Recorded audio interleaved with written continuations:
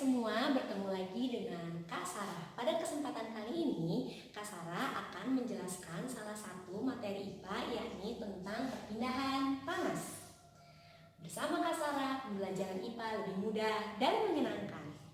Baiklah, sebelum Kak Sarah menjelaskan tentang cara-cara perpindahan panas, Kak Sarah akan menjelaskan terlebih dahulu tentang panas. Panas atau yang biasa kita sebut sebagai kalor, yakni adalah salah satu energi.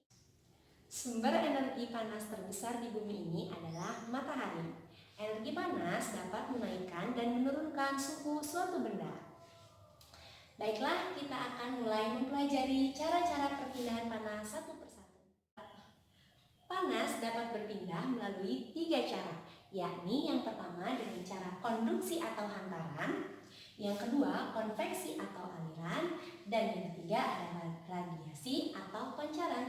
Nah, ketiga cara perpindahan panas ini mempunyai perbedaan yang sangat jelas, dari mulai zat perantaranya ada atau tidak, zat perantaranya bergerak atau tidak, bahkan sampai wujud zat perantaranya. Baiklah, Kak Sarah akan jelaskan satu persatu. Yang pertama, perpindahan panas dengan cara konduksi atau hantaran. Perpindahan panas dengan cara konduksi ini yakni perpindahan panas melalui zat perantara tanpa diikuti oleh zat perantaranya, atau yang bisa dimaksud juga zat perantaranya itu tetap diam. Contoh peristiwa perpindahan panas dengan cara konduksi atau hantaran yakni saat kita memegang salah satu benda logam yang dipanaskan ke sumber panas. Nah, tangan kita yang berada jauh dari sumber panas akan tetap merasakan panas karena panas tersebut menghantar atau berpindah dari ujung benda logam yang dekat dengan sumber api atau sumber panas, akan menghantar melalui zat perantara dan sampai ke tangan kita. Coba kita perhatikan gambar berikut ini. Nah, anggaplah ini adalah sebuah penggaris besi. Kita mempunyai dua sisi, yaitu sisi A yang didekatkan dengan energi panas dan sisi B yang dipegang oleh tangan kita. Di sini api merupakan sumber panas dan penggaris besi di sini merupakan zat perantara, dan tangan kita di sini yang akan membuktikan apakah panas tersebut akan berpindah atau tidak. Setelah kita meletakkan penggaris besi ini ke dekat sumber energi panas, setelah beberapa saat kita akan merasakan panas. Karena di situ terjadilah sebuah peristiwa perpindahan panas secara konduksi, di mana perpindahan panas tersebut menggunakan zat perantara, tapi zat perantaranya hanya diam dan tidak bergerak sama sekali, tetapi panasnya bisa berpindah dari ujung penggaris yang A ke ujung penggaris yang B, sehingga tangan yang memegangnya akan merasakan panas juga. Perpindahan panas yang kedua yakni dengan cara konveksi atau aliran. Perpindahan panas dengan cara konveksi yakni perpindahan panas melalui zat perantara yang diikuti pergerakan dari zat perantaranya tersebut. Nah, contoh dalam kehidupan sehari-hari yakni saat kita sedang menanak air. Coba kita perhatikan gambar berikut ini. Di sini adalah peristiwa saat kita sedang menanak air. Sumber energi panasnya terdapat dari api yang berasal dari kompor. Lalu di dalam wadah ini terdapat air. Ketika kita memanaskan wadah tersebut, air yang pertama akan naik suhunya, yakni air yang di bagian bawah. Bagian-bagian air yang telah mengalami kenaikan suhu akan bergerak ke atas. Itu yang menyebabkan bagian dari seluruh air yang terdapat pada wadah tersebut akan menjadi panas semua sampai mendidih.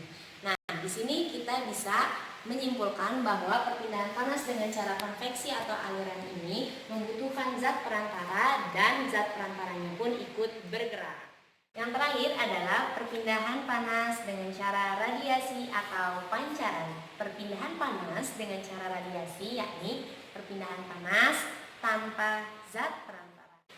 Contoh peristiwa dalam kehidupan sehari-hari yakni ketika kita sedang menjemur pakaian. Coba perhatikan gambar berikut ini. Ibaratnya ini adalah sebuah matahari yang akan memberikan energi panas. Energi panas tersebut tanpa melalui zat perantara apapun akan sampai ke bumi. Dibuktikan dengan apa? Saat kita menjemur pakaian yang asalnya basah, lama-kelamaan pakaian tersebut akan kering karena adanya energi panas yang terdapat dari matahari. Peristiwa inilah yang disebut dengan perpindahan panas dengan cara radiasi atau pancaran. Baiklah, untuk lebih memudahkan kita saat akan membedakan perpindahan panas dengan cara konduksi, konveksi, dan radiasi, mari kita simpulkan apa saja sih bedanya antara ketiga perpindahan panas tersebut. Yuk, mari kita simpulkan. Nah, di sini kita akan menyimpulkan tentang perbedaan cara perpindahan panas konduksi, konveksi, dan radiasi. Apa saja yang akan kita perhatikan? Yang pertama adalah tentunya zat perantaranya. Yang kedua, keadaan zat perantaranya, dan yang ketiga adalah wujud zat perantaranya. Untuk konduksi itu sendiri terdapat zat perantara, maka kita akan tuliskan ada.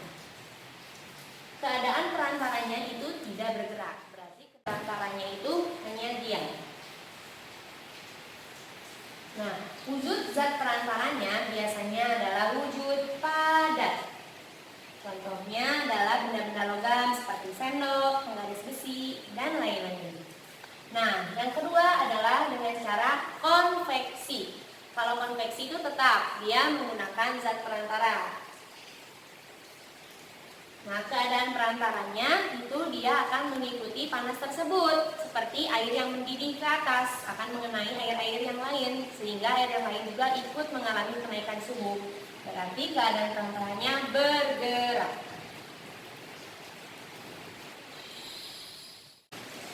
Dan wujud zat perantaranya air itu merupakan wujud cair. Dan yang terakhir adalah perpindahan panas dengan cara radiasi. Dia tidak membutuhkan zat perantara, berarti selesai. Dari tabel yang telah kita simpulkan ini, maka kita akan bisa dengan sangat mudah membedakan perpindahan panas melalui 3 cara tersebut. Artinya kita fokus pada zat perantara. Yang melalui zat perantara itu hanya konduksi dan konveksi, radiasi tidak ada zat perantara. Untuk membedakan antara konduksi dan konveksi, kita bisa lihat dari keadaan perantaranya dan wujud zat perantaranya. Kalau konduksi dia itu zat perantaranya diam dan wujudnya padat, sedangkan konveksi dia itu zat perantaranya ikut bergerak atau mengikuti panas tersebut, wujudnya cair. Nah, itulah penjelasan dari kakak tentang perpindahan panas melalui 3 cara. Semoga adik-adik bisa memahaminya dengan baik ya. Dah.